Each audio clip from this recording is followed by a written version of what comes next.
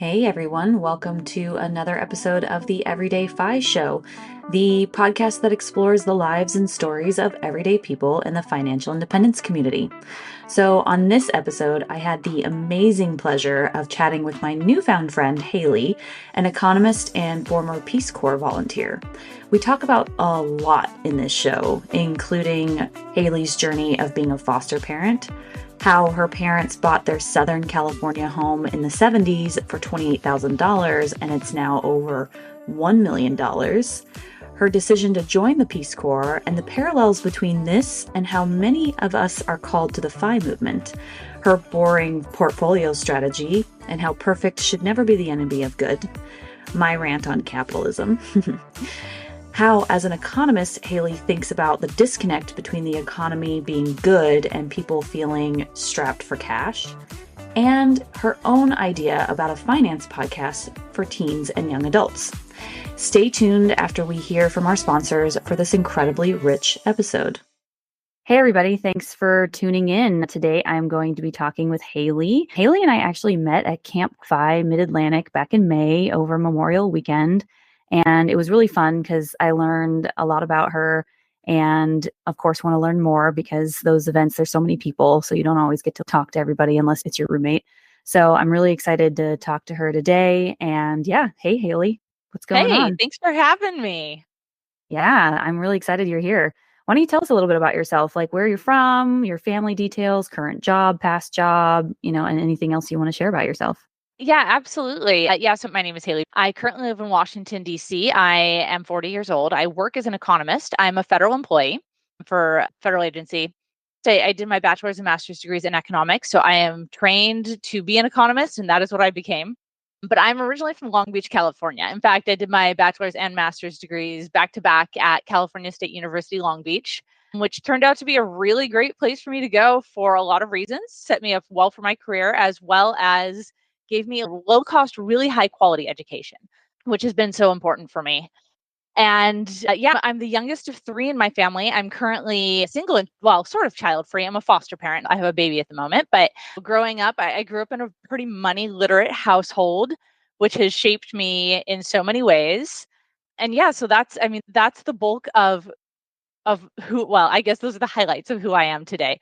Certainly not the bulk. There's a lot more there. I live here in Washington, D.C., where my career is. Yeah, that's great. And yeah, definitely not the bulk, especially prior to recording. We had scheduled this a few weeks ago and we had some recording quality issues. So instead, we just chatted for 2 hours. So I actually know Hayley already, y'all. Yeah. So there's going to be some things that I'm like, remember when we were talking? Let's talk about that again. So if you hear that, yeah, I know there's way more to your story and your story is so cool. And I mean, just some highlights for people. Love the foster parent thing. Also, I believe your parents bought their house like in the 70s for $20,000 and now it's like $1 million, which is amazing. And then we were talking about, how economists view the economy today versus like how an individual is viewing it. There was so much that we talked about that we've got to talk about it today. Mm-hmm. So this is going to be really fun. So what I'd like to know more about in what you just said is the foster parent thing, because that's something that has always been something I'm interested in, but a little bit nervous about. So I'd love to hear more about that process and like how many children you've fostered so far and how you found it. Has it been challenging? Has it been rewarding? Has it been both? And yeah, just diving into a few stories there if you're willing. Absolutely. I had wanted to be a foster parent for close to 2 decades before I became a foster parent. And what happened was, I would even say the seed was planted when I was a child without me realizing that it was planted. There was a boy in my elementary school class. He was the biological child of his parents. His parents, when he was maybe around 5 years old, began fostering. So throughout my elementary school years, we always had this little boy in my class who had new siblings coming through, and there was a sibling set of twins that his family ended up adopting, and his parents ended up fostering and adopting many went back to their family, which of course is the primary goal of foster care. We really want the kids to go back to safe and healthy families. So that was my first exposure to it. Now, as an elementary school child, my thought was, I could never do that. That is so hard. Like for me, it was me the thought of letting go, because I remember, I actually have a very distinct memory. It was our sixth grade year. We were, 11, 12 years old. And he went to court to testify to find out whether or not he got to keep his little brother and sister, because they had been with them since birth, and his little brother and sister were 5 years old. And so it turned out that the court sided with their family and kept the children in their home, which was, I mean, he was elated and all of us were relieved for him. But now as an adult, I look back at that and I'm like, and there was also heartbreak for the mother who lost her children that day. But that was sort of my first exposure to it. And at that age, never did I want to foster. I was like, no way, I wouldn't do that. And then I got to be, I want to say I was around 17, 18 years old. And I heard somebody else talking about their desire to foster. And she said, even if I am a positive person in a child's life for one day, I've done something for that child. And I think that was when it dawned on me that you're not getting a child for yourself when you're a foster parent, you're giving yourself to a child. And I think that was the spark that made me realize that I could do that. At the time, I think I was babysitting for a family. I babysat for 5 years for a neighbor from the time the girls were 2 and 7 until they were 7 and 12.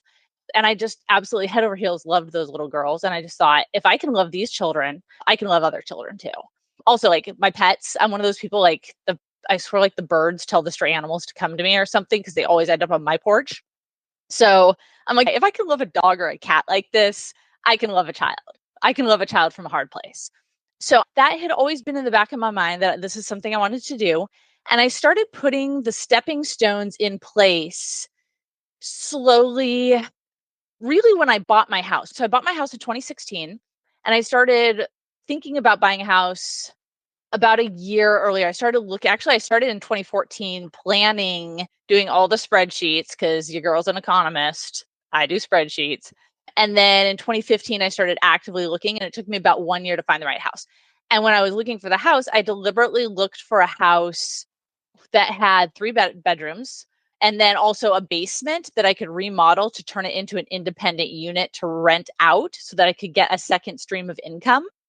And so that was all very deliberate. First of all, I knew that I needed extra bedrooms so that I could rent it out because I couldn't afford it in 2016. I mean, I could have afforded the house on my own, but I would have been stretching. I would have been house poor and that wouldn't have been comfortable. So I deliberately bought a house with extra bedrooms and this other potential income source if I were to remodel the basement, which is something I have now done. And so I had roommates in my house until 2022, so 2 years ago. And then I had my last roommate leave and I remodeled the basement. And as soon as the basement was done is when I started the licensing process. And so for anybody who's interested in how do you become a foster parent, what you should do is look in your jurisdiction for your local foster care agencies. Now, everywhere does it a little bit differently. Here in Washington, D.C., we go through the Child and Family Services Agency, which is the public agency. There are also private agencies that work alongside the public agency. They contract with them, and every jurisdiction does it a little differently. There are some places where it's just these private agencies that work on behalf of the local government, and you can switch agencies. But here in DC, you primarily go through CFSA. Most places will have an information session. So you can go and they can tell you all about what foster care is and what foster care isn't and how to get started and what the class is and all that. Initially, I'd gone to a foster care. It's funny because I'd gone thinking like, I definitely want to do this. And then I went, actually, no, I take that back. The first time I went to an info session, I was on the fence. I was like, I'm not sure. I don't know. And I went in and I was like, I'm definitely doing this. I'm 100% doing this. And then you have to start the process within a year of your info session. And I wasn't quite ready yet. So a year later, I went back and I did the info session again. And at that time, I walked in thinking, I'm definitely going to do this. And at that time, I was like, maybe not. Like this is actually really hard. So I kind of put the brakes on it and I started thinking about what do I want to do? What do I not want to do? And then I want to say maybe a year and a half later, I did a third info session. And that's when I said, now's the time. Now I'm ready. What was the difference between the 3 info sessions? Was the information different? Like what were you feeling in those moments that made you change gears each time? I kind of think maybe that I was going in with different expectations where like the first time I was going in, I'm not sure. And then I go in and I'm like, yes, definitely. But then the second time I go in, yes, definitely. And I'm like, oh, maybe not. So maybe I was actually kind of in the middle the whole time. I just went in with different perspectives. But I think the third time I think I was ready. Up until then, part of it is I had a dog. She made it to 17 years old.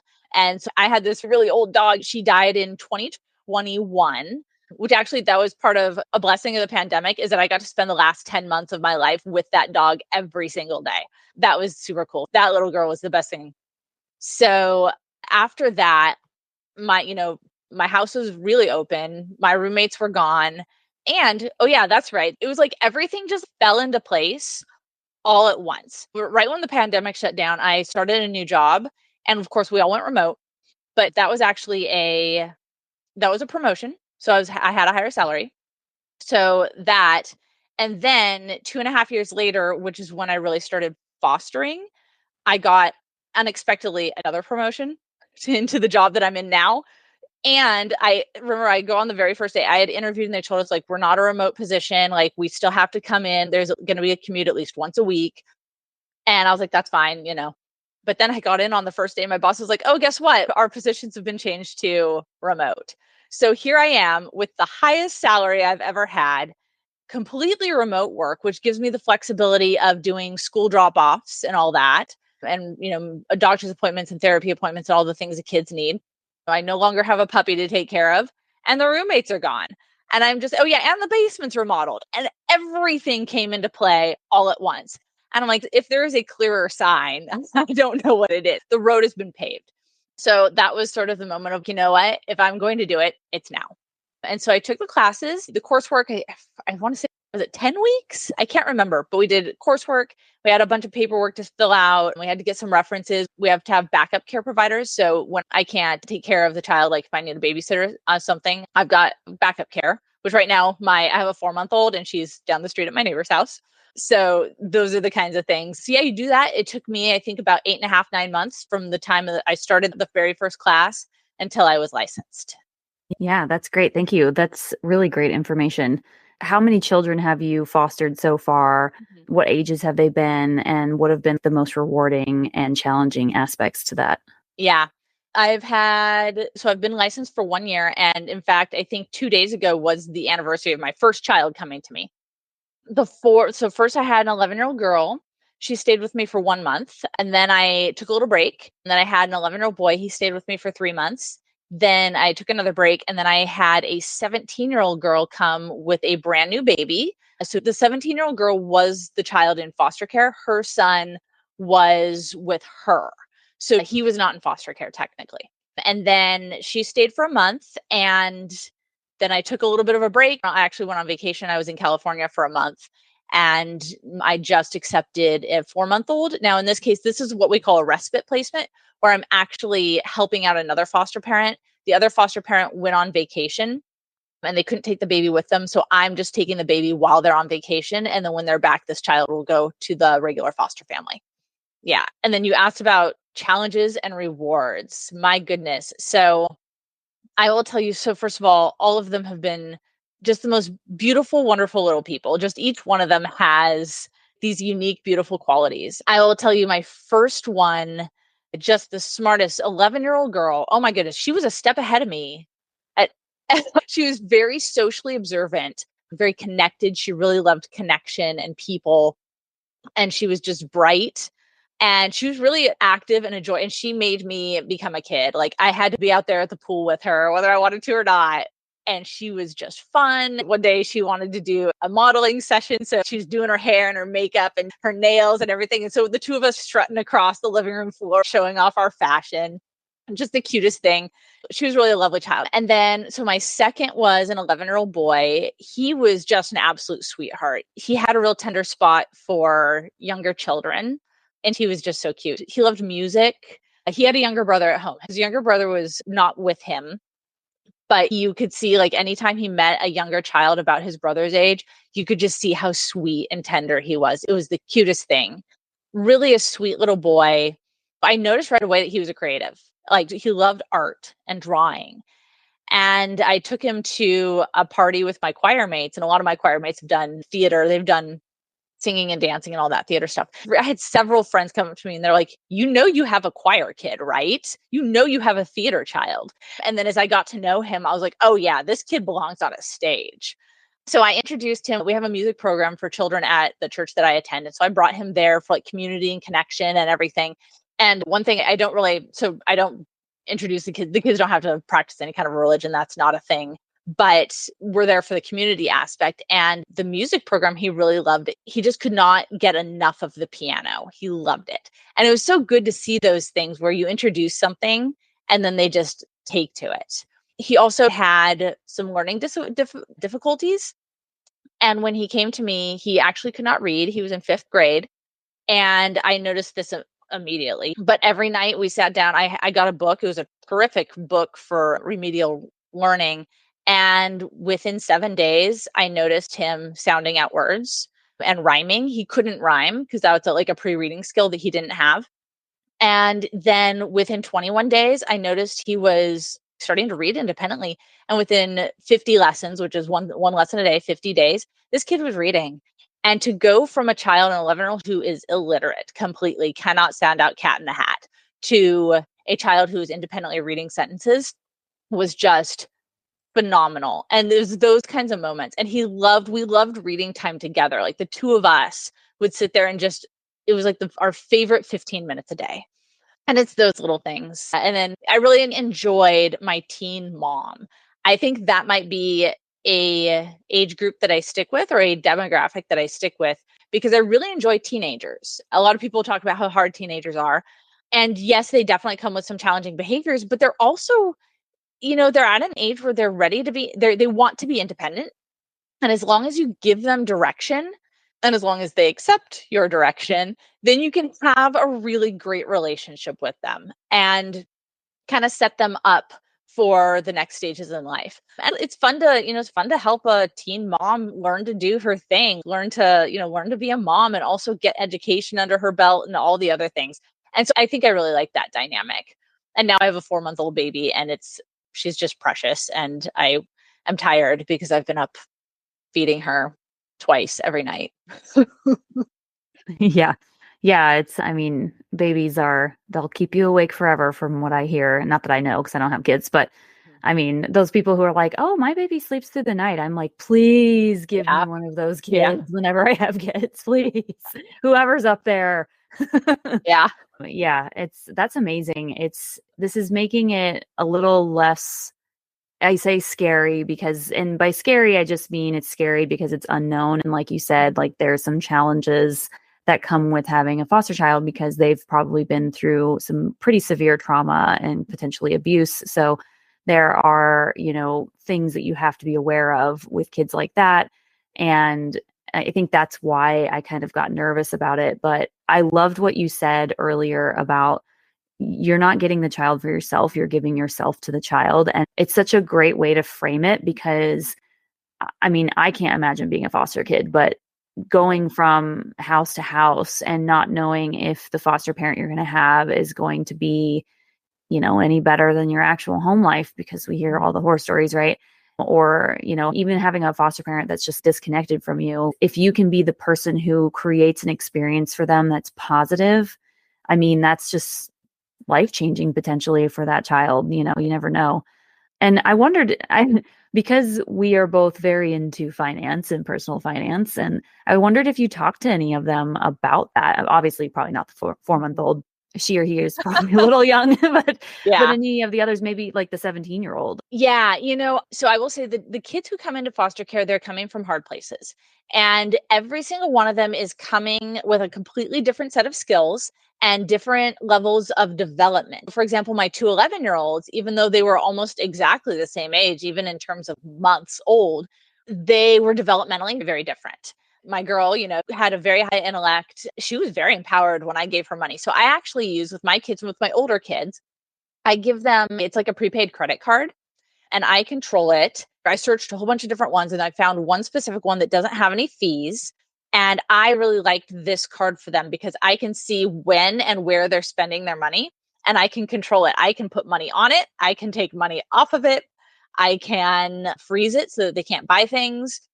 so on and so forth. And so I really like doing that with my older ones. Now, my first one, I gave that to her almost immediately. And that was great because I wanted her to have the power. That was one thing she really needed. So with her, she really needed to have control of things. I've noticed right away that she was trying to control a lot of things, which was just a survival skill. She had a lot of anxiety. And I gave her control of some money.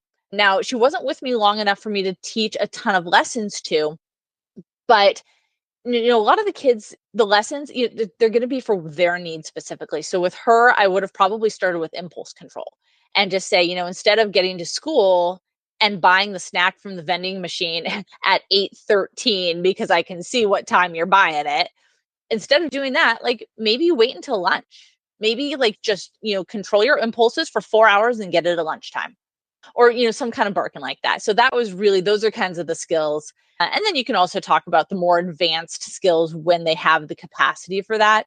But of course, you need the intellectual capacity. You also need the developmental skills. So for example, my little boy, he wasn't quite ready for an allowance yet. In fact, at one point he had some money and he was playing with it, and then he decided he was done with it and didn't want it anymore because he was just done playing with it. We're at different developmental levels. And then, yes, my 17-year-old, they actually get allowances. I think it's age 13 here that they automatically get an allowance that is mandatory, that the foster parents give them some spending money. And there's like an allotment. I always give them more because I'm like, that, you should get more. And then she also was getting an allowance and had WIC for her child. So she definitely had there was some room to teach money things there. Yeah, that's great. And I love the idea of the prepaid credit card because it allows the kids to kind of form a sense of like independence and, like you said, some control over money, but not giving them 100% control because they still need those guardrails in place. So I like that you're able to put those in place with putting money on it, taking it off, things like that. And it's great. I think that would be great for just any kid too, obviously not just foster kids. It'd be great for any kid. So I wrote that down for a potential idea. For whenever I have kids. But yeah, this is great. I'm really happy that you shared all of this. And, it makes me think of what your childhood was like when it came with money and like what you learned. And so I'd like to talk a little bit about your money story and your money history.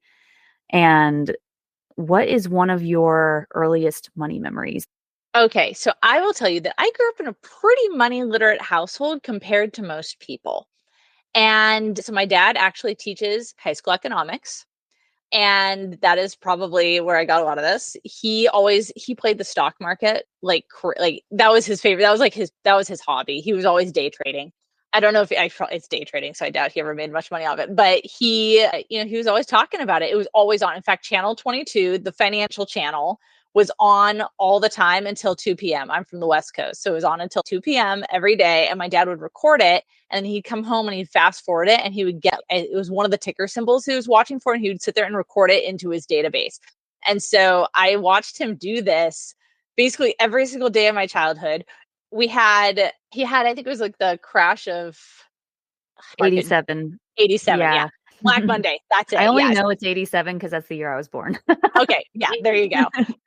So he had the stock market from, it was probably, I don't know, I guess it was the S&P 500 or something, like basically printed out on dot matrix on like that old computer paper with the holes in the sides. Anyway, so we had that like in the hallway on the wall, like this big blown up graph of the stock market. And then the Black Monday, he had this vertical line of paper to capture the whole thing. And the kids would come over to my house to play, and they'd be like, "What is this?" And I would have to explain to them what the stock market is and what Black Monday was. And all the kids are like, "Huh?" But anyways, that's almost a side story. I will tell you the first money memory I think I have was my dad used to take us to Thrifty's ice cream. If you are from Los Angeles, you know what Thrifty's is. And we used to get a cone. I can't even remember. I think it was like 25 cents when I was 4 years old or something. And my dad taught me that the first bite is the best because it's the most exciting, and then it diminishes. And like by the time you're done, it's not as good. And he was trying to teach me the law of diminishing marginal returns. And I remember, so he would only get us a single scoop. And if we wanted a double, we had to pay for the double with our own money. And so every now and then I would save my money and get a double scoop. and I could never finish it. And I just remember being so disappointed. Like my eyes were bigger than my stomach, and I was like, sure, I could eat 2 whole scoops of ice cream. And I just remember being like, because the first bite is the best, and by the end, it's just not as exciting. And now my stomach hurts, and now I really don't want it. So I was like internalizing the law of diminishing marginal returns with the ice cream cones. So I think that was probably my first money memory.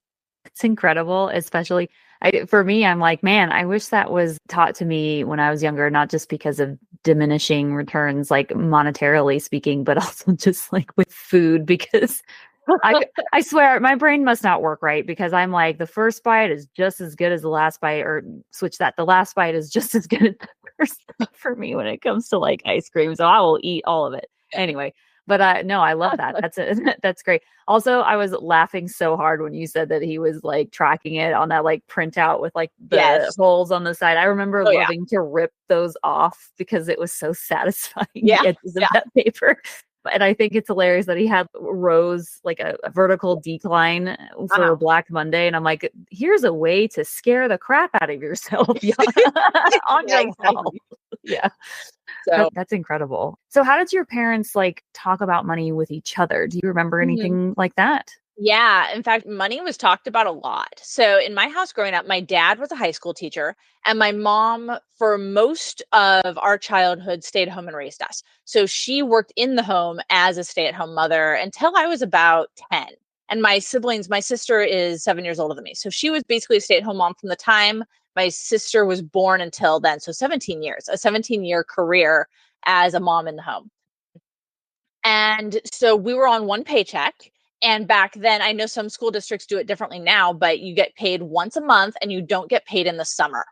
So my dad got 9.5 paychecks a year because one of them was a partial, and then the other 9 were for full months.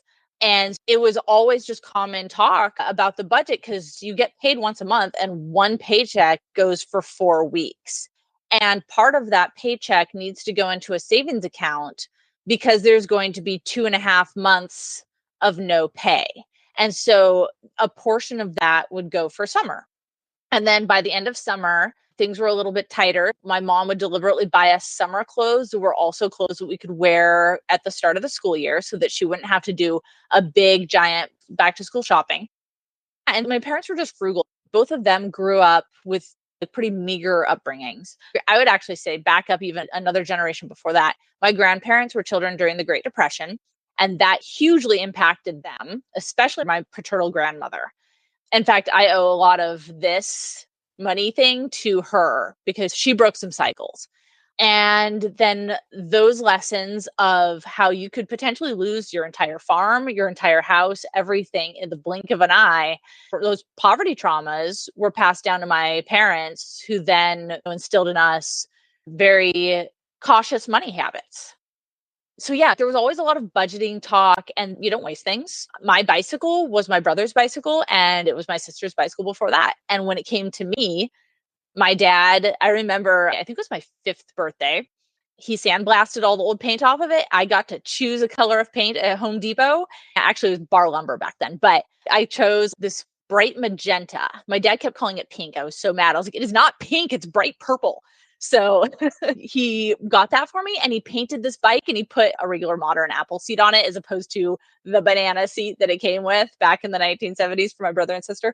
So that was my bicycle. And then I got to put like those little things, all those little reflective things on the spokes. And I got streamers and a little polka dot seat cover. I mean, this thing was tricked out. I had the most tricked out bike on the block, and it was a hand-me-down. And it was a Schwinn. It was a good quality bike. My dad was like, we're buying quality. The furniture in the house, my dad, one of his degrees is in industrial design, I think, or industrial engineering, something like that. And so he knew like good woodwork when he saw it. And so he would buy good furniture and things like that. So it was always like buy quality and we don't waste. Like you don't throw it away, you just fix it. Yeah, that's awesome. And it's amazing that you guys kept that bike for so long. Because this is kind of a sidebar, but I'm wondering about like the size of the bike and if it fit you, your sister, and your brother. Like bikes have to be sized per person, right? Like it has to come up to a certain height and all that crap. So was there a way to jig the bike so that it fit you better, so you weren't biking with your toes Yeah. or your Yeah. knees were up into your chest? Yeah. I mean, you could definitely lower and raise the seat. And it was our first bicycle. It came with training wheels. And so you started with training wheels and then you took them off and then you had your bicycle. And we rode that until we grew out of it, which probably would have been around age 8. So you could have it from like age 5 to 8, which works perfectly because each one of us is like 3 to 4 years apart. So Okay, yeah, so that's perfect. Great. It's so different because I mean, I remember when I was a kid, now I had a single mom, but like she had parents who were, I would say, probably upper middle class, upper class. And because her father worked in, I think he was a petroleum engineer and worked in sales. And so like she grew up that way. And so when it was my brother and I, and we all wanted bikes, we all three got our own bike. yeah. And I think we rode it for a year and then it sat in our garage forever. But so it's amazing how now as an adult, I feel like I'm a little too spendy. And it's because of small patterns like that built up over time. So I'm wondering those small patterns that you witnessed with your family, especially given the fact that they were way more forthcoming with financial knowledge in the house and financial discussions. How would you say those early experiences shaped your money philosophies as an adult, especially as an adult who was attracted to the FIRE movement or the FI movement? Yeah. Gosh, it's I guess the pattern, the emphasis on savings and the emphasis of you always have a rainy day fund for, because you're not going to get paid in the summer and like grandma and grandpa lost the farm, you always kind of have a rainy day fund. But here's the thing, like this is something that if the FIRE movement had existed, well, I mean, it had always kind of existed, but if it existed like it does today, 40 years earlier or 60 years earlier, I'm pretty sure my dad would have been in it. In fact, I'm certain because he'll tell you down to the penny and the exact minute. So the guy was playing the market. He was 20, 25, I think. He had the equivalent of $250,000 in today's dollars in one commodity. And you know where this is going. You know where this is going. So he bet, I think he shorted it and it went long or something like that. Anyways, my dad lost what is the equivalent of $250,000 in the blink of an eye when he was 25 years old. That hurts. I'm in pain right now. Yeah. And one day I said something about it. Oh, how, he bet it on the market. And his brother was there. His brother burst out laughing. He's, no, this guy thought he was going to make it rich and never have to work again for the rest of his life. And I was like, oh, dude, he was trying to do the FIRE thing, but he didn't have the tools that we have today. He was also an impulsive 25-year-old who just, he was trying to gamble. Yeah, The good news. if crypto had existed back then, it would have been, Dogecoin or whatever. Exactly. So, That's exactly it. That's what he was doing. And index funds hadn't come to the masses. In fact, the year would have been about 1967-ish. I'm not kidding. The man tells you down to the minute when the market crashed. He has not forgotten in 60 something years. So after that, he stopped trading the market, totally snake bit, which I actually think he might have been traumatized a little bit by that because he's maybe a little overly sensitive to loss now. But yeah, so he did that. And then he decided that he had been working for the GAO and he was traveling a lot. And I think he was done traveling. He was living off of per diem. That's how he saved so much money as a 25-year-old, because he was living off of per diem and he was also living at his parents' house. So he didn't pay any rent and he saved a ton of money and just lost it all in the market. But then he went back to school, became a teacher, and met my mother in a history class. So had he not lost all of his money in the market, we would not be having this conversation today because I wouldn't be here. yeah, so it's actually, a very expensive silver lining. But you made a good point. Index funds weren't around. He didn't have the tools. He Right. did what he could with the knowledge that he had. Absolutely. And he was also a rambunctious young 25-year-old. And a lot of the time, it is very hard to resist get rich quick schemes, even as an older person. And I get it because we all want that magic pill that's going to make us skinnier and richer. And unfortunately, the boring thing is that it takes time. It takes time to lose weight. It takes time to build your wealth. It takes time. And sometimes you can accelerate it with a higher savings rate and some very intentional, thoughtful ways of spending your money. But it's still going to take 15 to 20 years, even when you early retire.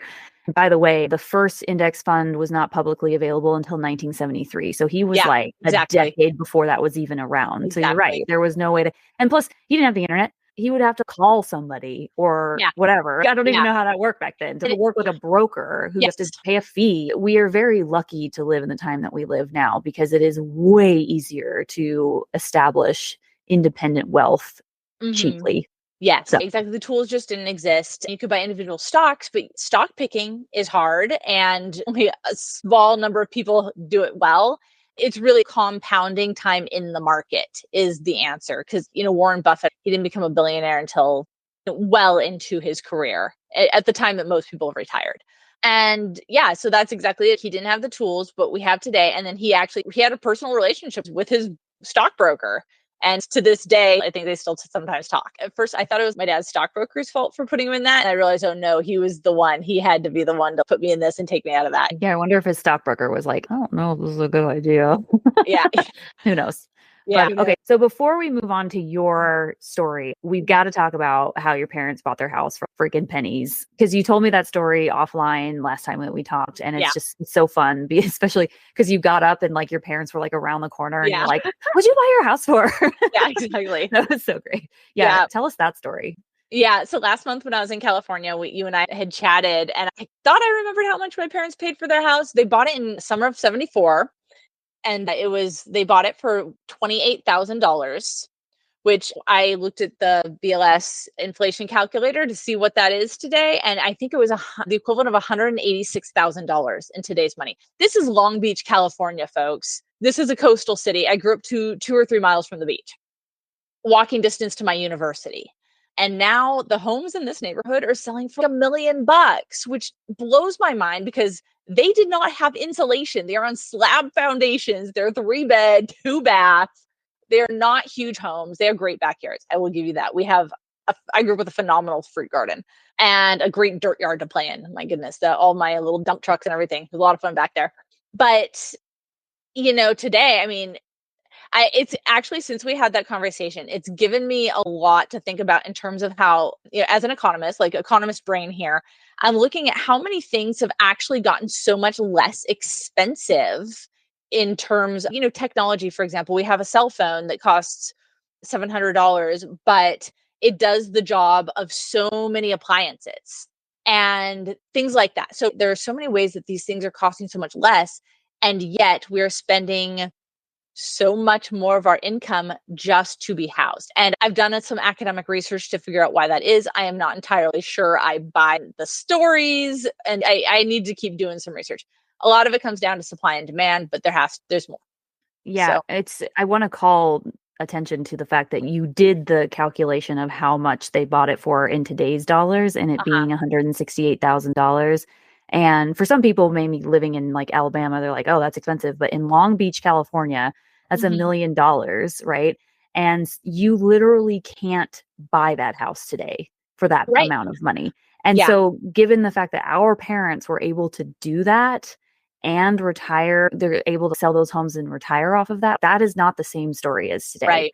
Right. And I think that's one of the reasons why people like Ramit and a lot of other personal finance people, Ramit Sethi, say like the whole, buying a home as an investment is no longer valid. Right. Because, I mean, look at that gap. Like that's an $800,000 gap between and our salaries did not increase at that level. Right. They didn't. No. Yeah. Let's talk more about you. And how did you find financial independence? I mean, obviously you are very financially literate and always have been, as, what were you, 3 or 4 explaining the stock market to your friends? Yes, exactly. That's amazing. Yeah. But what drew you to financial independence in the FIRE movement, specifically out of the range of personal finance philosophies that are out there? Yeah. So that's a really good question. I will say that while I grew up in a very financially literate household, I was armed with the knowledge that was relevant to my parents' life and experiences. And I still had a lot to learn for what was relevant to my life and my experiences. So first of all, I entered the workforce a little bit later than I expected to. I did my bachelor's and master's degrees back to back, and I enjoyed my bachelor's degree. I was also on speech and debate, and I was also competing in track and triathlon team. I was active, and I really enjoy school. So I was like, well, this isn't going to count for my degree, but let's take an urban planning class. And oh, how about this Russian class over there? So I kind of dabbled in extra stuff. But basically, I did bachelor's and master's degrees back to back, and I wrapped that up at 25, and then I ran off and joined the Peace Corps. I thought I was going to get my PhD, but I hit a wall and realized halfway through my master's degree, I did not want the PhD. I had what I affectionately call my quarter life crisis, and that's when I joined the Peace Corps. And so I came back from the Peace Corps in 2011, and that was not a good year to be looking for a job. Let me tell you, I had a good resume, and I was getting no hits. I think I got one single interview for an unpaid internship. And I was just like, this is not good, which is actually why I moved from Los Angeles to Washington, D.C., because I had something called non-competitive eligibility for government jobs. And I knew that if I was going to get a job anywhere, it was going to be in the district. So that is what I did. So at almost 29, I got a job actually in the private sector first out here in the DC area. And I entered the workforce, and I had basically no savings, very small savings. I had a little bit that I put into a Roth IRA at the suggestion of somebody I knew back in grad school. But at that point, I intuitively had chosen some index funds without knowing what they were, because I was cheap and I was like, I'm not paying fees. So I minimized my fees, and I was like, oh, look at this. I'm going to get this one here. But I didn't realize how well diversified it was or anything like that, because I just wasn't familiar with the product at that point. And so I kind of freaked out, because here I was a couple weeks before my 29th birthday with very little saved for retirement, like $4,000 maybe. And I looked at this, I have to catch up. I have to educate myself, and I have to do this. And so I just started consuming anything and everything finance. Susie Orman, I watched her show all the time, which I think she gives really good advice for the masses. But of course, when you learn more, then you can kind of tailor it to your own situation. What happened is one day I was watching a PBS special called The Retirement Gamble. And Jack Bogle, they have a very short interview in there of Jack Bogle, and he's talking about index funds, and he talks about the fees, and he just very succinctly explained the returns minus the fees and how important that was. And being an economist and understanding, I went, that guy's right. Whoever that guy is, that guy's right. And I Googled him, and I found the Bogleheads. And that's how I got here. I became a Boglehead first, and still consider myself a Boglehead. I went to the conference last year, and I'm going again this year. And I think one day somebody linked a Mr. Money Mustache article on the forum where I was frequenting. I spent a lot of time on that forum for the first couple of years. And that's how I found the FIRE movement from there. And it just clicked, especially since I can tell you, I had a couple of jobs that made me want to exit the workforce as fast as possible. My first job, to give you an idea, I like variety. Variety is the spice of life here. I was back in college. Like I mentioned, I did bachelor's and master's back to back, but I was on speech and debate, and I was playing sports. I was also running political campaigns, and I was holding down different jobs, and I was always volunteering here or trying that. And I just did a whole bunch of different things, and I was creative. I was able to be creative and take on certain projects of my own. I just had a ton of freedom, flexibility, and I was in control of what I was doing next. Then I was in the Peace Corps, and I had total control, because I'm working with a nonprofit organization that was a grassroots, brand new startup organization. And they were making this thing what they wanted it to be. And I was along for the ride. And I got to have total freedom and flexibility. I mean, I hitchhiked all throughout the country, all throughout a couple other countries. Like, my life was my own. And then I come back and I get into this job, and I was miserable. I was so exhausted from these long hours, this strict schedule of wake up at this time, do hair and makeup, put on this DC self-imposed uniform that we all wear here into the office, and then work on a project for somebody else, making this gigantic, marginally ethical company more money. And it was miserable. And so I was just like, how do I get out of this? Now, then I moved over to the federal government after that, and I found some more work-life balance. but it still remained where I wasn't fulfilled. Like that job also wasn't fulfilling. And I was just it was kind of a letdown of like, here I was so excited, like in grad school, I loved doing the research and writing these really cool research papers and doing really cool projects. My background is transportation economics, and we have the ports of Long Beach, Los Angeles right there in our backyard. So I did a ton of research with the Port of Long Beach and projects. It was so fun, so interesting. And then I get in and I'm doing projects for other people. And like a lot of the work was not, it was like tedious. It was not exciting. Some of it would give me new skills, but it wasn't fulfilling my imagination. And I just couldn't wait to get out. And so I started putting the plan in place. And that's how I found the FIRE movement. That's why I'm here. That is such a great story. And oh my God, we're very similar. And I'm like, are we the same person? What's going on here? Because I also got a bachelor's degree and a master's degree back to back. I also was looking for jobs in 2013, but still not great. Not great. And I graduated undergrad in 2009. And so the reason I went into my master's degree is because it was 2009. Yeah. And I remember like having such a great time in school with art history and getting into the real world of art and museums and how bureaucratic and how you have to lick rich people's boots. And I got so disillusioned, and the field was actually quite abusive in a way because they paid you so little. Yeah. Like it was toxic because of how little they paid you. I think I mentioned this on a previous episode, but there was a job listed at one of the museums I worked for an education coordinator, and it said master's required, PhD preferred, $22,000 a year in New York City and like in Manhattan.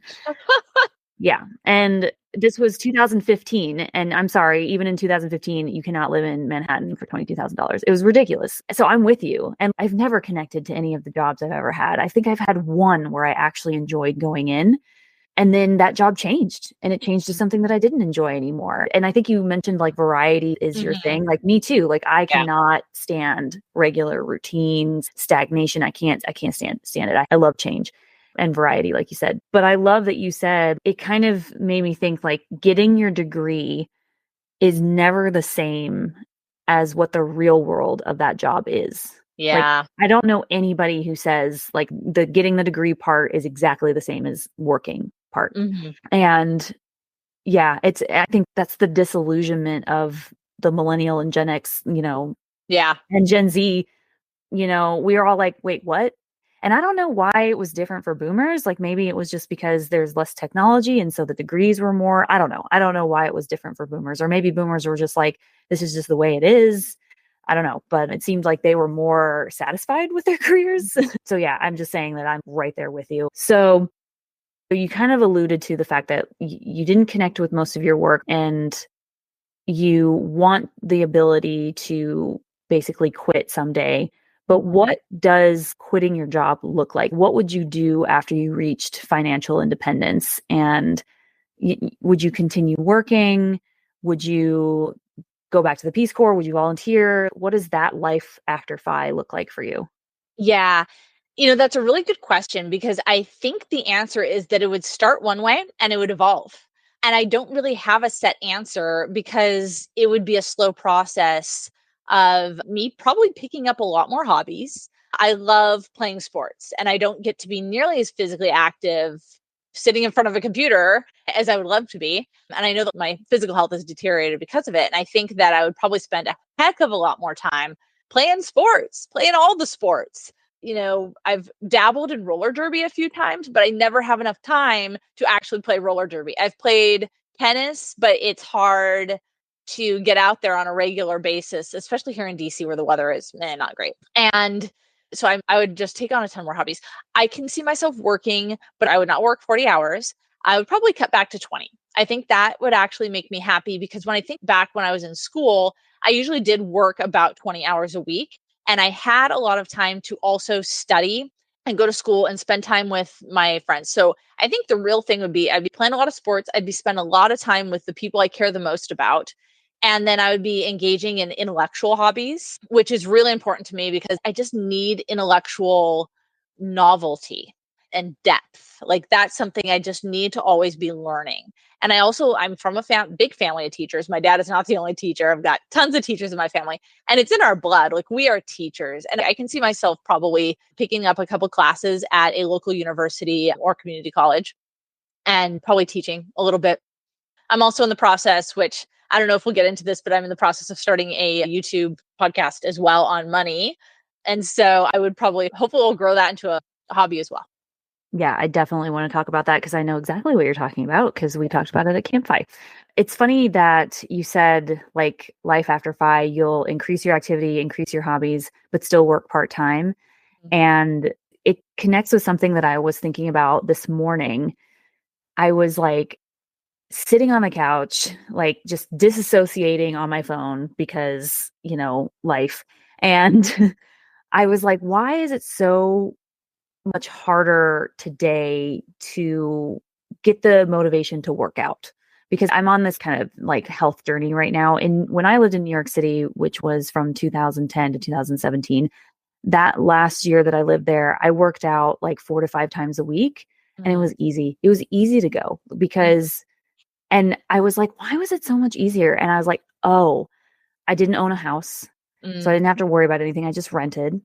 I had very few financial cares because I was paying very little in rent because I shared a 1-bedroom with a roommate.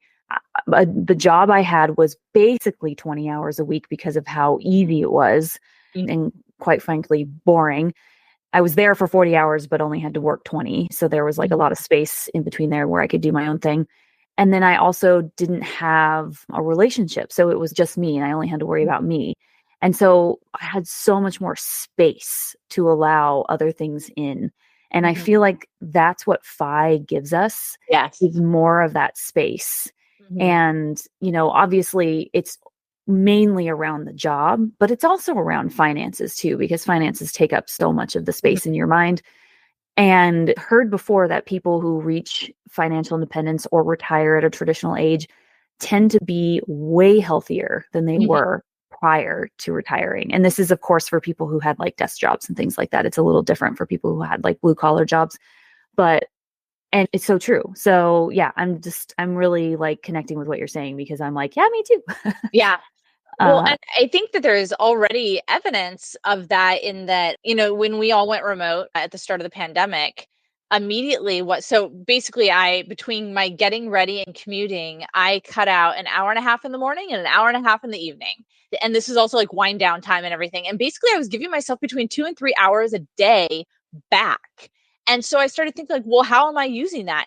I started sleeping a full night. So instead of waking up with an alarm, I was able to wake up at my natural schedule because I didn't have to wake up that extra hour and a half early to put on a face of makeup and whatever and head out the door and pack a lunch real fast and walk a dog, because she wasn't going to see me for another 8 hours or whatever. And so cutting out just that routine gave me a full night of sleep. I was cooking for myself every single night. So I was eating nutritious foods. I was making my own lunch at home. So I was eating nutritious lunches. And I was doing a gym workout in my living room on Zoom nearly every single night. And so what came back was sleep, nutrition, and exercise. And I'm like, oh my goodness, like when I was commuting, what I was cutting out was my health. That's awful. And so I thankfully have not had to return to the office since then because, I'm in an industry that does very well remotely. And so I'm very grateful that I'm able to maintain a lot of that. And I think that if I had even more time to myself, then I would be able to dedicate even more of it to taking care of my health in numerous ways. Yeah, absolutely. I love that. I'm thinking prior to the pandemic, what was my morning routine? I have this tendency to move to places when I get a job or am in school or whatever that are right next to where I need to be. So my commute was like 5 minutes. And I did that on purpose because I hate commuting. I hate driving. Trains, fine. In New York, that's fine. But I hate driving so much. I would get rid of my car tomorrow. If I lived in a city that had public transportation, which every city should be, which I'm jealous that you live in DC, which actually has pretty dang good public transportation. Okay, so I'm curious, what is your strategy for reaching financial independence? And do you know when you're going to hit it, what age you're going to be, and how far off are you? And by strategy, I mean like stock investing, real estate investing, things like that. So I'm a boglehead at heart. I am primarily an index fund investor. My strategy has really been in line with the bogleheads, which is basically my 401k, which I'm a federal employee, so I have a TSP, same thing, government 401k, a Roth IRA, and then brokerage account. And then I initially had dabbled in the idea of doing real estate. After I bought this house and I had roommates in my house, I realized that I don't really like being a landlord. It's more stress than it's worth for me. And I know, of course, some people do it very well and they can, hit $1 million in 8 years or whatever. That's never going to be me because I don't enjoy it. And I'm just not going to. So my strategy has been index funds predominantly. And the way I've done it is with the philosophy of basically at first, now this back when I was making an entry level salary, I made sure to contribute 5% or up to the match, which in my case was always 5%. So up to the match in my 401k, and then max out the Roth IRA, and then go back and continue filling up the 401k. And then whatever is left over from there, put it in a brokerage account. And that's basically what it's been. And then I take care of this house, which I presume will, eventually I'll sell it at some point and then I'll have some equity in the house. And that's sort of my thing. Really simple, like really simple, boring, simple, which is a good thing. I like boring because it doesn't give me headache. It's my favorite.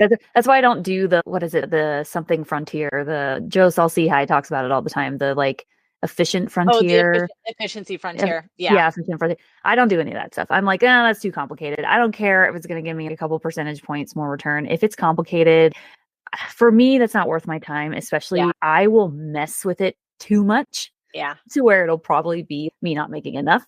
And so total stock market index fund, boring. S&P 500, if there's not a total stock market, boring, done. No bonds, done. Yeah. So I'm with you. Yeah. The efficiency frontier. Yeah. I could sit there and crunch the numbers. And even as an economist who has the capability of doing that math, I have zero desire to do that math. There are probably zero perfect portfolios out there, but there are thousands of good enough portfolios. And don't make perfect the enemy of the good. We just don't need to sit here and splice it and be like, oh, but let's do small cap tilts, or no, we need this much international, or sure, if you want to put international, if you want a small cap tilt, that might be a good strategy. I don't have a crystal ball, but I do know that what's important is time in the market as opposed to timing the market. So you don't pull out when you think it's going down. Don't try to front load because you think it's going up. Just time in the market. You want to earn those dividends. And today is probably, today is going to be lower. Today stocks are on sale compared to what it's going to be 30 years from now. So don't worry about timing the market. And then for me, the bogleheads have a really great 3-fund portfolio and also a 2-fund portfolio. And then like you said, don't even worry about that. Just buy the whole market. You can have a 1-fund portfolio. You can buy VTI and just hang out with VTI for 30 years and you're going to be fine. Yeah, that's what I do. I'm in the C fund and the S fund, which is the equivalent of a small cap fund and a large cap fund, and then basically VTI. And then I have a smattering of, I gamble a little bit. Like the bogleheads will tell you, if you want to gamble, just don't do it with more than 5% of your portfolio. And so that's kind of my rule of thumb. Yeah, that works. If I want to play a little bit, then I'll do 5% of my portfolio can be in individual stocks for the, kicks and giggles. But other than that, just index funds. It's easy. It's boring. I like it. Yeah, exactly. And just a disclaimer for everybody, we are not financial professionals. And if your market returns go down, don't blame us. Yeah, anyway, there you go. Yeah, I think one of the reasons why I do the 1-fund thing is you have to remember that you are competing with your monkey brain. Like the efficient frontier is great if you were a robot, but we are not robots. We are human beings and we have emotions. And the minute you allow human with emotions to go in and mess with their investments on a regular basis, because that's what the efficient frontier is you have to go in and rebalance every year. Right. The more you're looking and touching your money, the more likely you're going to lose it. Yeah. And I don't know if anybody's familiar with that Fidelity study about who did the best performance in the market, and it was dead people. So because they didn't touch it. I was actually just, as you were talking about that, I was like, oh, I've got to seg into that fidelity study. And then you did it for me. Yes, exactly. Like the less you touch it, the better you do. And dead people are our living example of the ultimate don't touch it. Yeah. The ultimate don't touch it. Exactly. Pretend you're dead when it comes to your investments. What would a dead person do? Nothing. There you go. I'm going to add that to my investor policy statement, because everybody, the Bogleheads are also all about having an investor policy statement where you just write out like what your objective is and what you're going to do in certain situations. I think that's going to go on the top. What would you do if you were dead? And I think that's going to be the name of the episode. What would a dead person do? Nothing. Okay. So we're talking about economics right now a little bit. And so I want to talk, this is off the like main script I gave you, of course, but we had a really interesting conversation offline about the differences between what the economy is saying right now, like to economists, how they're reading the economy, and the fact that it's like, oh, it's really strong right now, not taking into effect the last like week. It's, beginning of August right now, the stock market went down. I think the jobs report was like, not as strong. I think the unemployment rate went up higher than the last 2 years or something like that. I forget. But not including that, the economy is doing pretty damn well. But at an individual level, people are like, I'm strapped for cash. What the hell is going on? I mean, I personally make a salary that's almost 150 and I feel strapped for cash. And so what causes that disconnect between what economists are saying and what the everyday person is experiencing? I will say, so first of all, I'll say it's not an area that I've studied heavily. And I actually, now that you're posing this question, the very first thing I want to do is go dig into the literature and find out exactly what's going on here. But I can tell you my hunch. It's probably a number of things. We talked about the housing. Like housing is so stinking expensive. Back before housing was this expensive, if you needed to tighten your belt and not spend because your income went down or you had an unexpected expense somewhere, you had much more discretionary income. But your housing is not discretionary. Yes, you can rent in a lower cost house, live with roommates, etc. You can definitely minimize your cost of housing, but not everybody can. People who have children to house or get to at least a couple bedrooms. Or if your job was in New York City, so you were renting a 1-bedroom with a roommate. I had a curtain for a wall. Yeah, exactly. So I think that's part of it, is that like the discretionary income, there's probably fewer luxuries that you can afford. Although when you look around, there's so many people who are affording luxuries. And so maybe that's it too. I also look at the things that we're buying now. And so much of what we buy is just, it's disposable. And we use it for a season of our lives and then we get rid of it. I'm guilty of this, having like sports. I've dabbled in a zillion sports. So I've picked up like a ton of sports gear. And then when I joined the Peace Corps, I was like, oh my goodness, I counted up. I think I had sports gear for like 13 different sports or something. I was like, this is a little absurd.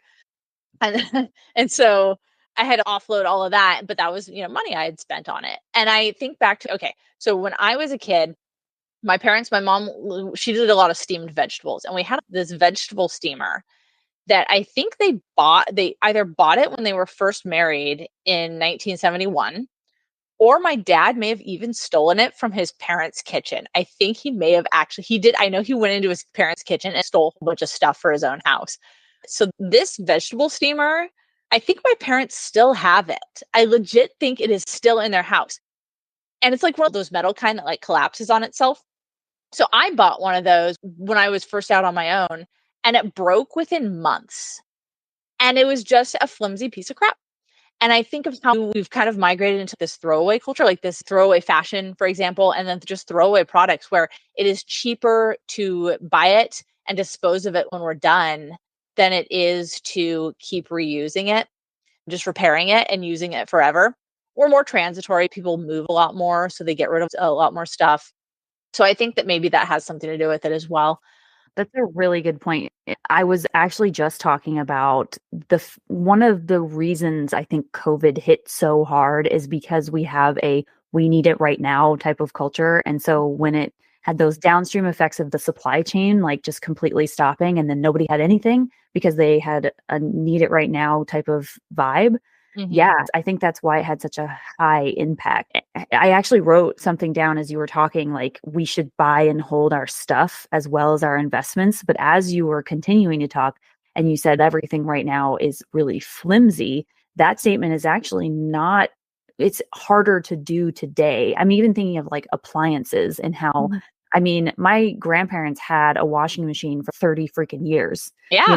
and I think my mom had one for 20 years or 25 years, and she just bought a new one less than a decade ago, and it's already having problems. Yeah. And I think it's because these capitalist corporations realized, hey, we're not getting as many repeat buyers as we could. Let's make things a little more shoddy so that people repeat buy stuff more Mhm. often. Yeah, like all things, it's just manufacturing less expensive products clearly for their bottom line makes more sense, especially if it doesn't impact the demand. So I can think of another example. When I was little, my brother and I had this really cool marble toy, which I'm sure other people have seen it. It's one of those where you build, it comes with several different plastic pieces and you build them up, and you can be really creative with how you build this. And then you drop marbles down it and it's like a marble chute, and you can take it in different directions. You can build it wide or tall or however you want it. And it was like this really sturdy plastic. And it was really, I mean, my brother and I had so much fun with this thing. We played with it for years because it was such a good quality toy. And then I saw one in the store and I bought it for my niece and nephew. The plastic was super thin. It was a much thinner plastic than the one we had as children, and it was wobbly. It wasn't stable. So you couldn't build a sturdy tower. And my niece and nephew lost interest in this toy. I think they played with it like for an hour and they didn't want to play with it anymore because they could not manipulate it the way they wanted to because it wasn't a quality product to do. And I think that's the kind of stuff we're seeing. So I think we're spending a lot more of our stuff on disposable items. People are also buying cars a lot more often. I know that, back when, a long time ago, so going to take us back to the 1950s when my parents were kids. Like, it was a really big deal when somebody bought a new car. Like, all the neighbors would come out to see the new car, and you only bought a new car once every 20 years maybe. Like, you maintain that thing, and now nobody even, it's, you just change cars like it's nothing. It's the same thing there though, because like earlier older cars were a lot easier to fix on your Yeah. own. Yeah. No computers, barely any electronics. It was literally just an engine in a metal frame. Yeah. And I remember like I had a 1990 Oldsmobile Silhouette. That was my first car. Yeah. And the water pump needed to be replaced. And my dad and I just looked at the owner's manual, which literally told you how to do stuff, Mm-hmm. and replaced it. It was Yeah. super easy. But now I have a Prius and there's no freaking way I'm touching Yeah. that thing because it's a Yeah. hybrid, and now Priuses are probably going to last forever, but still, like the Yeah. electronics in these cars, it's just one more thing that's going to Mhm. break. And so it's Yeah. the same thing. It's because manufacturers are like, ooh, let's all add all these fancy gadgets and also make the cars a little less reliable so that people have to keep coming back. Oh, and also let's target our marketing to the fact that you should get a new car every 3 Yeah. years. And as a dealership, we should make leasing way easier than buying the car Yeah. and cheaper. So then they're coming back and replacing it over and Mhm. over again. And then we're getting a really good supply of used cars that we can mark up and it's just Yeah. capitalism. Anyway, I'm Yeah. sorry. Okay. No, I'm right there. I'm right there with you. Like, when I was a kid, my dad, he drove VWs, and he had a VW Bug and a VW bus, and my mom had like an Oldsmobile station wagon. Like, everyone saw those things in the 70s and 80s. And my dad did all the maintenance. I used to be out there. I would sit in the driver's seat and he would scream at me to hit the brake because he was bleeding the brakes. Yeah, his hobby, another one of his hobbies was to like We fix had the up same old cars. dad.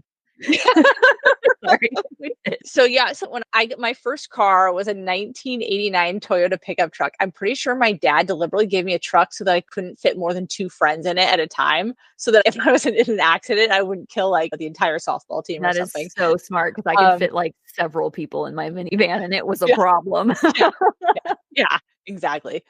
So yeah, like, it actually worked out really well because like my two best friends are super petite, and the three of us would just fit perfectly in the cab there. And yeah, I did all my own maintenance. I changed my own brake pad. The brake shoes and the brake pads were like super easy to do. I did all my own oil changes. I think at one point the radiator blew up or something like that, which I didn't fix myself. But I mean, here I was, a teenager fixing my own car. And then I drove a 1993 Honda Civic, which I did my own oil changes until I moved out here to DC when I didn't have an oil pan out here. And I don't live on a flat surface, so I can't really do it. But yeah, now I have a Honda Fit, which is kind of like the modern hatchback, like what the Honda Civic became. But now there's a cover over the undercarriage and it has plastic clips on it that I can't take off because they break. And so I have to take it somewhere and have somebody else change my oil. I'm like, it's an oil change, for crying out loud. You just drain the oil and take off the filter and replace it. But yet I'm paying like $50 for someone else to do it for me. Nobody can see me doing this. I know you can, but I'm just like shaking my head and having that like thin-lipped face. Anyway, Yeah. Capitalism pisses me off. Okay. And yet we invest in it. Well, you have to kind of work within the system that you're given. Yeah, of course. But you can also like still rail against it and want it to be Yeah. better. And yeah, I have a whole spiel about ESG investing and how it's a great concept, but it's not really making an impact. But we're not going to go into that right now.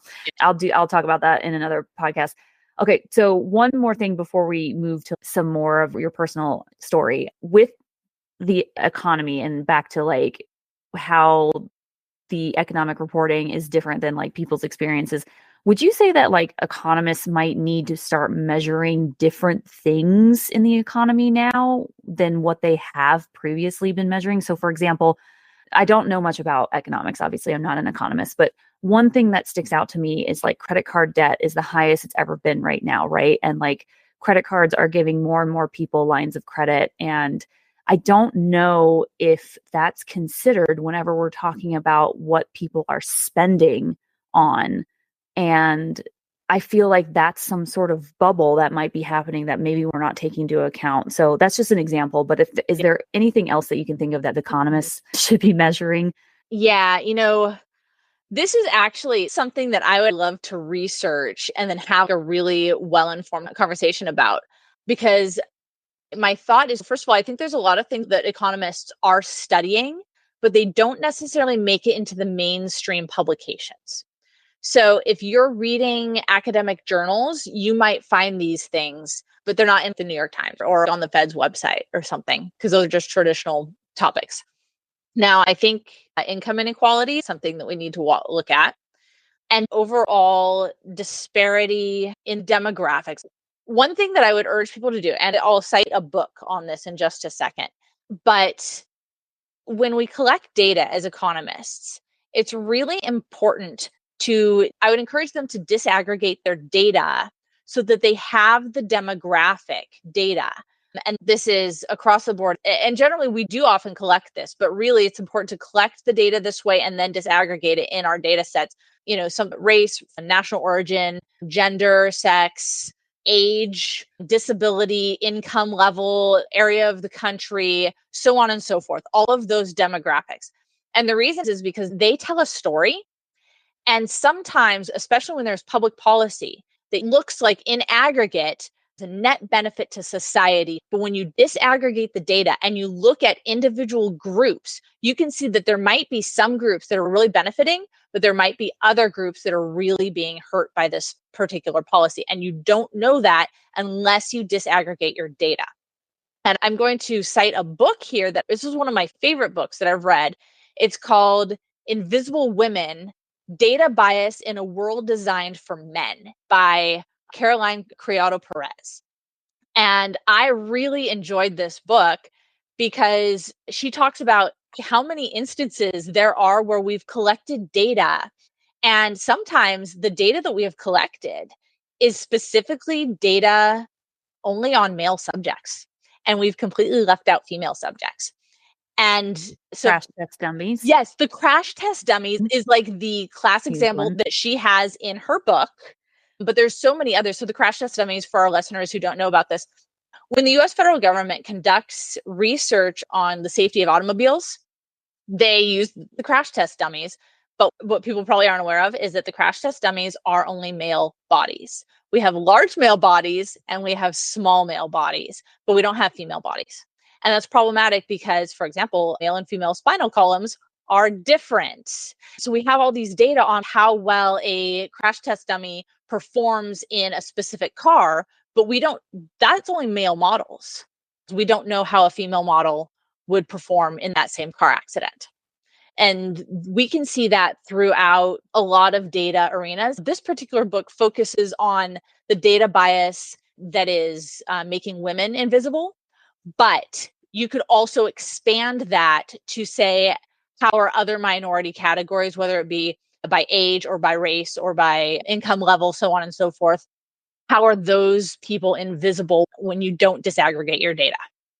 Yeah, that's really important. And I love that. And I'm definitely going to put a link in the show notes to that book. And hopefully, I'm going to find it on a website that's not Amazon. I'll give you another plug. So Yeah, I'm yeah, not yeah. affiliated with any of this at all. I'll just tell you, these are the things that I love.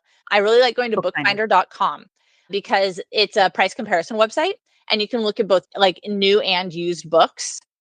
When I was in school, I would always go to Bookfinder to get my textbooks for cheap. Now, when I can't find it at the library, the very first thing I do is go to Bookfinder and I find a used copy. Yeah, that's perfect. And yes, of course, if you can find it at your library, you should get it there. But I will link this book on Bookfinder if it's on there. Cool. Yeah. Okay. Thank you for diving into that. And I know it's a bit off topic from your story, but because you're an economist, I'm kind of, taking advantage of your time to talk about some of these things. And I love that because it's helping us understand that disconnect between, oh, the economy is doing really well, but crap, I feel poor. Yeah, thank you very much for spelling that out for us. Okay, so before we get to your struggles and your wins, let's talk about your podcast idea that you have, because I really want to talk about that. I think it's super important. So, yeah, what do you want to do? Who do you want to target? What topic do you want to talk about? Tell me all of that. Yeah. So back at the economy conference, I hatched this idea for a brainchild. And what happened was that I had gone to Doc G and Brad Barrett. So Doc G from Earn and Invest and Brad Barrett from Choose FI podcasts, they did a joint podcast together with a live audience. And I almost didn't go because I was so tired, but I love both of them. Like on a personal level, I've met both of them initially at a Bogleheads conference. And I just really wanted to see their podcast. So I went and I'm so glad I did because it just sparked something in me where I was like, I love to teach and I love personal finance. And I kind of think I want to do this. And I love teenagers. I love young adults. And I was like, you know what? I just sort of all of a sudden hatched this idea and this name came to me of Money and Mocktails. I'm like, look, personal finance, it's fun. Personal finance, it's social, it's relaxing. So why don't we teach young adults how to do personal finance with a mocktail in our hands? And so that's where the brainchild came from. And I've been hatching it ever since. I've got a lot of shows, I like a lot of show ideas that I want. And I intend on reaching out to some members in the community to find a co-host who would like to host with me. And I'm just really excited to get this going. So yes, the target audience is going to be, I don't want to put an exact number on it, but young adults, 3/4 of what we talk about, of course, is personal finance. It's math.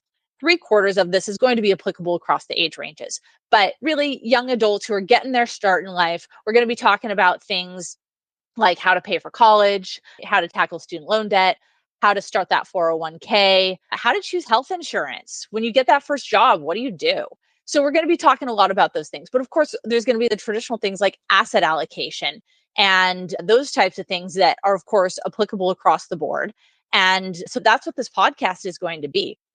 And I'm really excited. I'm hoping to launch it really soon. It's still a few months, maybe a few weeks away, hopefully, as long as things kind of, keep rolling along. I will tell you the project as soon as I never do anything small. My mom, this drives her crazy. When I was in grad school or in college and grad school, I would never just take a normal number of units. I would always max it out at 18 to 21 units.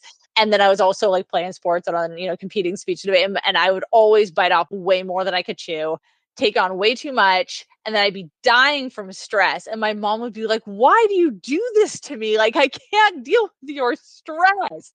But I feed off of it. And so anyways, that's what's going on with Money and Mocktails right now, is that I am in the thick of it. I am biting off way more than I can chew. It is a ton of work and it's also a ton of fun. And I can't wait to bring it to my audience. Again, we are the same person. 'Cause, like, because I love this podcast. But again, I've mentioned this before on the podcast that it's really only me. And, you know, I think it's just the millennial slash like elder millennial thing that we do is we inundate ourselves with stuff to do because Yeah. productivity means that we matter and means that we're worthy. And it's what we were taught as kids. And so I totally get it. But it's one of those things where if it fulfills you, it's a very different energy that's being claimed than like something that doesn't fulfill you. You know what I mean? And that sounded really woo woo, and I'm not woo woo. But when I say that, I mean literal energy. Like you were tired after doing a podcast, but it's not the same kind of tired as going home after working at a toxic job, Yeah.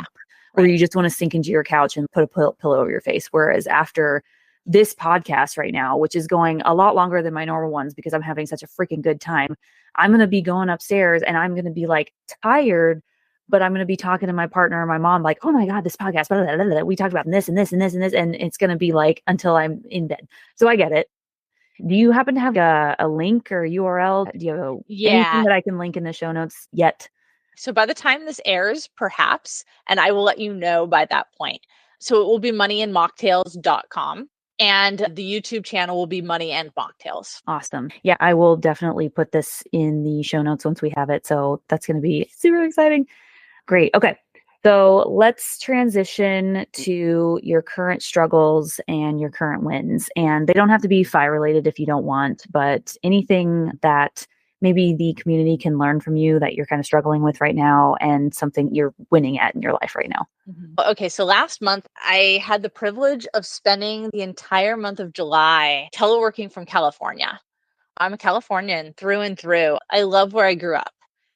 And I mean, I'm happy here in DC as well, but it's a different culture. I play sports. I don't like going outside to play sports here, but in California, I'm always outside. Pick up a sport, I'm doing it. When I was home, I really thought like I want to move back. And I'm looking at the housing prices and I'm just like, but it's so expensive.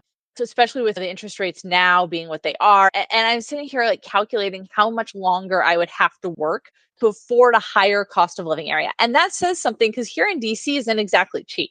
But I've created a situation for myself here where I can live for a very low cost of living because I bought my house with low interest rate and can rent out my basement. So I've created a very low cost of living situation for myself in a high cost of living area, but I would lose that if I were to go back home to California. So I'm trying to find this balance of how can I get enough California and enough connection with my family and my best friend who is out there and also still maintain this FI lifestyle and also just this low cost of living lifestyle that I have here, the privilege I have here in DC. Also, my job is here in DC. I'm supposed to be here in DC. So that is a complicating factor. That's one of my struggles of, my heart still pulls me home to California.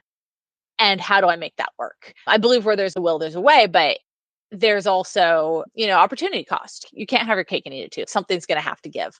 And so that I think is my struggle right now. But my goodness, when you talk about struggles, what a great struggle to have. I'm sorry, like I might have to give up this really awesome situation I have to go to this other really awesome situation. I'm just, every day I'm just surprised at how fortunate I am. I really feel like I won the life lottery in so many ways. And I do not take that for granted. In fact, a few years ago, I had a colleague say something about, man, if I could just win the lottery. And I was like, Jay, we did win the lottery. We were born middle class in a developed country in the latter half of the 20th century. We did win the lottery. And that's really how I feel. I feel like so many wins in terms of, I right now have a wonderful job with a great boss and great colleagues. I mean, like I said, I just got to spend an entire month with my family, and that is priceless. And I've got the opportunity to be a foster parent. I've got friends. I've got a wonderful choir. I mean, just so many wins. And then I'm so excited about starting this podcast. And I think having the freedom and having the energy, which is something that I didn't have back when I was working those jobs that were consuming with the commutes. And I was about to say soul sucking. That would be more accurate. Some of them were soul sucking. But I was just so exhausted that I would never have had the energy to take on a side project like a podcast, as well as fostering simultaneously, as well, and all these other things. And I just feel Like that is the true win. Like the true win is that I have so much agency. And that's really what the FI movement is. It's like freedom and flexibility. It's security, freedom, flexibility. Those are the three things that the FI movement brings us. And I feel like I already have so much of that I'm incredibly fortunate. Yeah, I love how you said that you won the life lottery. It would do us good to recognize how fortunate we are. And it's not to say that like your struggles, are still real and still valid, of course. But I think it gives you a little bit more perspective to think like that and a little more resilience to handle the struggles, right? If you think about it that way. It's not saying that they're not struggles, it's just giving you that Right. resilience. I'm having a similar actually conflict. Again, stop copying me because I would really love to live in Colorado again. And I live in North Carolina right now. And obviously, Colorado is very much more expensive than North Carolina. But I have an established community here, and my partner doesn't really want to live somewhere else and things like that. My mother's here. And we've thought about meeting in the middle where we spend 3 months in Colorado a year and then spending the rest of the 9 months in North Carolina. And North Carolina is really our home base, but we're spending enough time in the year in Colorado that we get our fix. So I'm wondering if, like, I don't know if that would work for you, but that's just something that we were looking into. So I just wanted to throw it out there for you in case that resonates. Yeah. If I had the privilege of spending summers in California and escaping the horrible mid-Atlantic heat and humidity, I would be really happy with that. That would actually make me, and because the bulk of the sports that I play are summer warm weather sports. So, in the winter, I do surf a little bit in the winter, but I predominantly surf when it's warmer and things like that. So, yeah, I think that would make me happy. I think your idea of like kind of splitting your time. And I've looked, in fact, when I was out there, I was looking at Airbnbs, places that I could never afford to actually purchase. And I was like, ooh, I could Airbnb this, or I could rent monthly this house here or this apartment here that is walking distance to the beach. Yes, sign me up. Yeah, that sounds like a great time. Cool. Well, we're coming to the end of our time, but before we leave, I'd love you to leave the community with a life hack recommendation or learning that has really taught you something or really had an impact on your life that you can share with us that maybe we can take and use in our own lives. Okay, so I think the life hack that I want to give you comes from a book called The How of Happiness by Sonia Lubomirsky. This book is a really interesting book where it talks about how, part of our happiness is our set personality. A portion of our happiness is our circumstances, but a huge chunk of our happiness comes from things that we ourselves can do to influence our own mood. And so from this book, I had written down, she encourages you, she gives you like a little questionnaire where you like rank different aspects of things, and you can you come up with 3 different things that you enjoy doing that would influence your happiness. Now, one thing that I really took from this book is doing daily gratitude journaling. And somebody named Dr. Laurie Santos, she has, I think, a podcast and then also a free course that you can take on Coursera. And it's all about these little hacks to do to improve your mood. And for me, doing daily gratitude journaling, it makes me sit there and spend 5 minutes just thinking about the things that I'm grateful for. Now, what I'm doing is I'm sitting there and I'm writing 5 things down, but it's not like I just sit there and go, thankful for food and happiness and love and what, I'm not just sitting there and naming things. I'm sitting there thinking. So I spend 5 minutes every day or more just thinking about the things that I'm grateful for. And the best analogy I have is that, like, on a bad day, it's like putting on a winter coat and then stepping out into freezing temperature. It doesn't change the fact that it's freezing outside, but I've got this nice warm coat on to keep me warm. And that's kind of what gratitude journaling does for me, is that it kind of gives me this insulation to these outside circumstances that would otherwise make me unhappy. And it's sort of like this buffer, it's this protection. And that's one thing that's really helped me keep my mood high when things aren't going my way. And yeah, I recommend looking for those little ways, whether it's gratitude journaling or connecting in some other way, something you can do to insulate yourself from the tough times. Yeah, that's a great one. And it's one that I've heard repeatedly that gratitude journaling is really helpful. And I love the analogy that you just gave, that it's like a warm coat in winter where the weather doesn't change, but you've got this insulation from the weather itself, from whatever is causing you strife. And it's one of those things where if you can change your mindset just slightly at the either beginning of the day, end of the day, whatever you want to do, and bend it to be more positive, it's going to affect the rest of your day.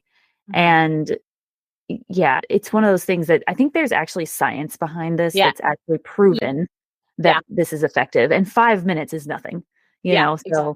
yeah, I love that. One thing that I like to do is I put sticky notes of things that like either I want to remind myself to be, or I want to remind myself I'm grateful for. And I put them like either on my desktop or like around the house or something. So like one is be curious. Yeah. So I really love that. And thank you very much. And hopefully that'll encourage some people who are listening to start their gratitude journals. So Yeah. fantastic. All right. Well, thank you so much, Hayley, for being here. And I can't wait to have you on again to talk about more things. Yes. Oh my goodness. Thank you so much, Megan. It's been a pleasure. It's been exciting. And I'm just really excited to see where your podcast goes as well. This is a ton of fun. Thank you.